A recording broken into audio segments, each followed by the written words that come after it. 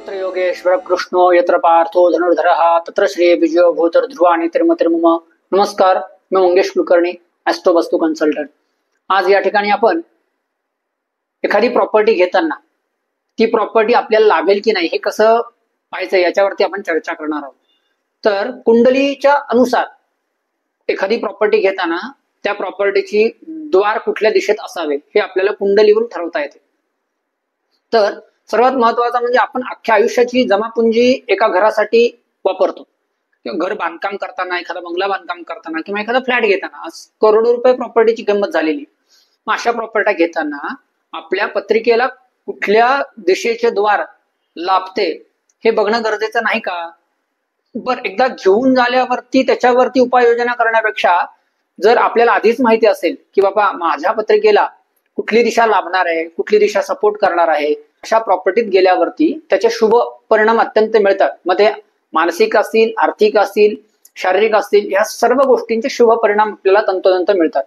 कित्येक वेळेला आपल्याला बघायला मिळतं एखादी प्रॉपर्टी एखाद्या व्यक्तीला लाभते, तसंच तीच प्रॉपर्टी दुसऱ्याने विकत घ्यानंतर त्या व्यक्तीला ती प्रॉपर्टी लाभत नाही.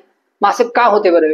त्याचं मूळ कारण असे आहे, आज आम्ही गेल्या 15 वर्षांपासून वास्तूवरती रिसर्च करत आहोत. त्याच्यातून आम्हाला असं जाणवले की एखादा ग्रह एखाद्या व्यक्तीला शुभ असेल तर तोच ग्रह दुसऱ्या व्यक्तीला अशुभ पण परिणाम देणार असतो.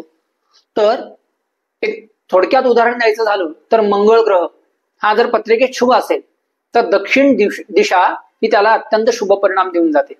तसेच बुध एखाद्या व्यक्तीच्या पत्रिकेत उत्तम फल देणारा असेल तर त्या व्यक्तीला उत्तर दिशा ही अत्यंत शुभ परिणाम देणारी होऊन जाते. तसेच एखाद्या व्यक्तीच्या पत्रिकेत रवी हे शुभ परिणाम देणार असेल तर त्या व्यक्तीला पूर्व दिशा आर्थिक समृद्धी ऐश्वर्य देणारी ठरते.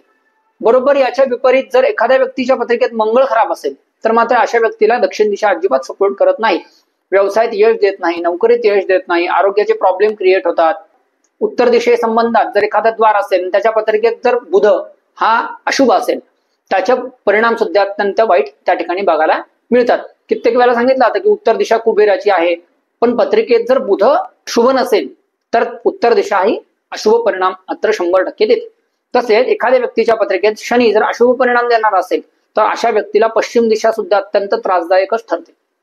मग एखादा व्यवसाय चालू करताना, एखादी नवीन प्रॉपर्टी घेताना जर आपल्या पत्रिकेला शुभ दिशा कुठली आहे हे बघून जर आपण ती प्रॉपर्टी घ्यायचा प्रयत्न केला तर भविष्यात होणारे संकटे आपल्याला त्याच्यावरती टाळता येतात.